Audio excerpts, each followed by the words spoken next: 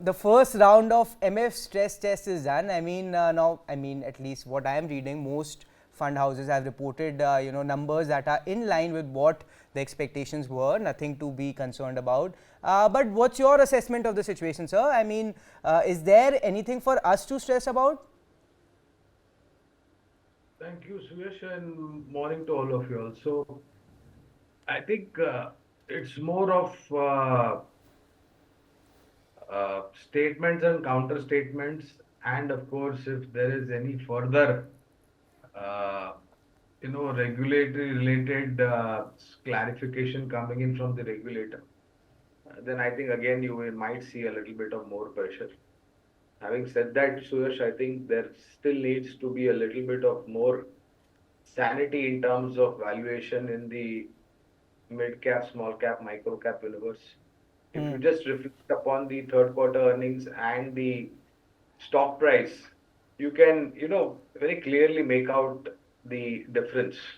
So there has to be a little bit of more cleansing, as we call it, needs to be done. When it will come, I have no idea, to be very honest.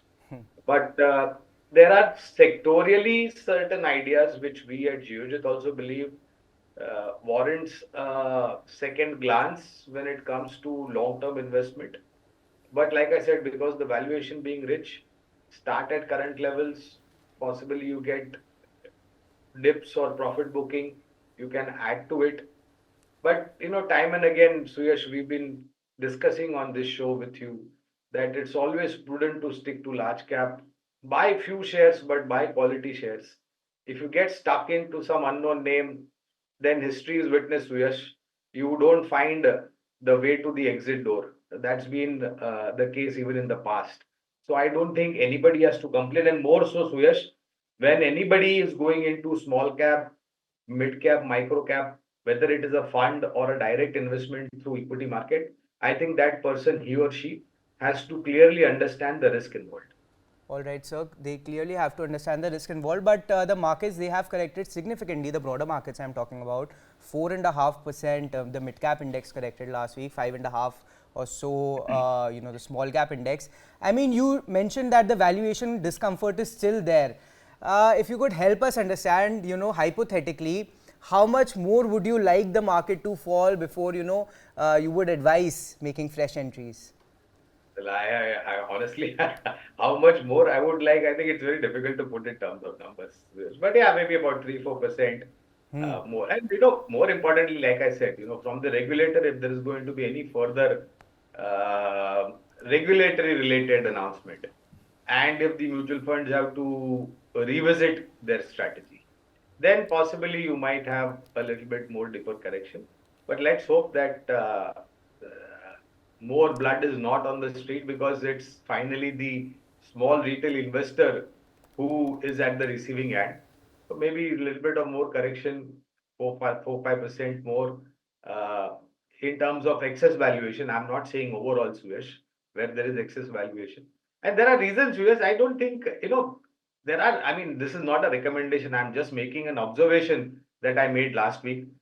Jet Airways is trading at 45 rupees or 50 rupees. I mean, please give me a justification why it has to trade over there.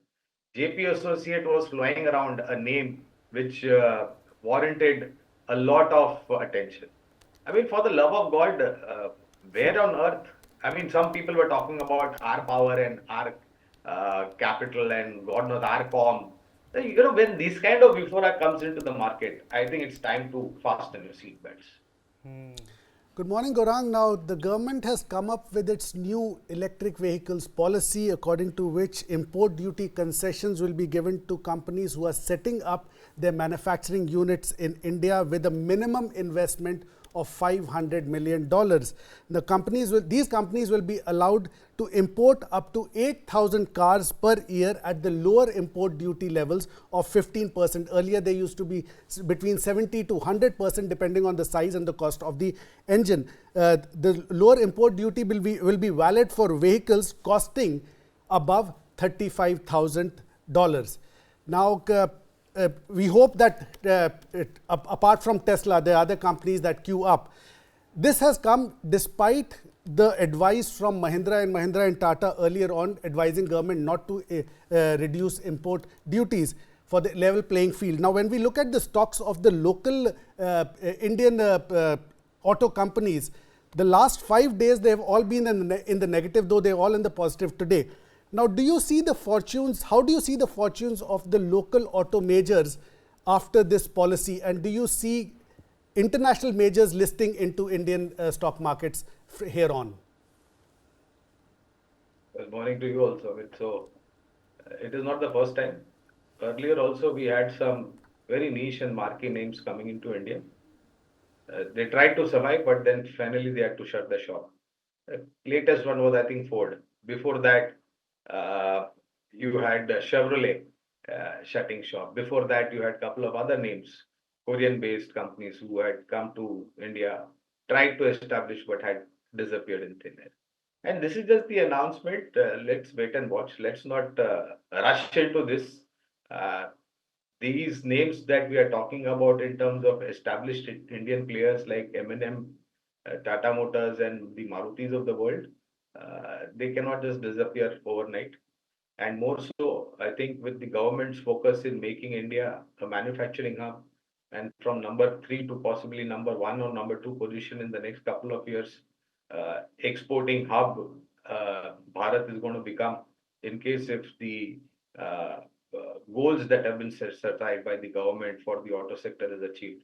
So there is no denying. And it is wise to from the government side, because if some smart aleck wants to manufacture in China and sell in India, I mean, you can fool somebody else, not India. Let me be very honest. And price tag will also matter. It's always a sensitive point as far as Indian customers are concerned. And remember one thing, Amit, earlier we used to ask question, एक liter पे कितना देती है?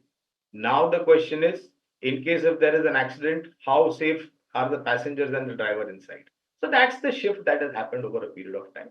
I don't think it's going to be a major threat. And wait for the, I mean, elections are yet to happen. Government is yet to come and take its chair. Portfolios are yet to get allocated. A final budget, let's hope so, as announced by the finance minister and prime minister, comes through once the government is placed. Over there, you will definitely have something positive for the domestic manufacturing companies also. Gaurang, since the reduction has been as much as from 70 or 100% to 15%, where do you see the maximum disruption happening? Will it be in passenger vehicles or the heavy loader vehicles or the two-wheelers? I think it's going to be PVs first by default, because all these names that are going to come into India are, historically, four-wheeler passenger vehicle manufacturing companies. The disruption in the two-wheeler or maybe, commercial vehicle, multi-axle, high tonnage, it's going to be a thing of the past, because that is yet work in progress. So the first one will be, of course, the four-wheeler passenger. And over there also, I don't think it's going to be entry level or mid. I think it's going to be high end. All right, and Gaurang, before we let you go, Bank of Japan, I mean, that is expected to end its negative interest rates when it comes out with its policy decision tomorrow, that's Tuesday. And this will be, by the way, the first rate hike from Japan in 17 years. Now, of course, this would mean a stronger yen against the USD, but this could also mess up with something called a carry trade. Now, I'll just explain it briefly. It is a carry trade is when investors borrow money from low interest rate regimes like Japan and invest in high interest rate regimes like India to profit from the interest rate differential. Gaurang, coming to you, I mean, I know you don't care much about what foreign institutional investors do, and I mean, but another reason for them to stay on the sidelines now, isn't it? So I think firstly we should send a bouquet to the chief. I think it's been after a great time. Yeah, so I think a minor disruption could be there, Suresh, no denying. But I don't think it's going to be any significant.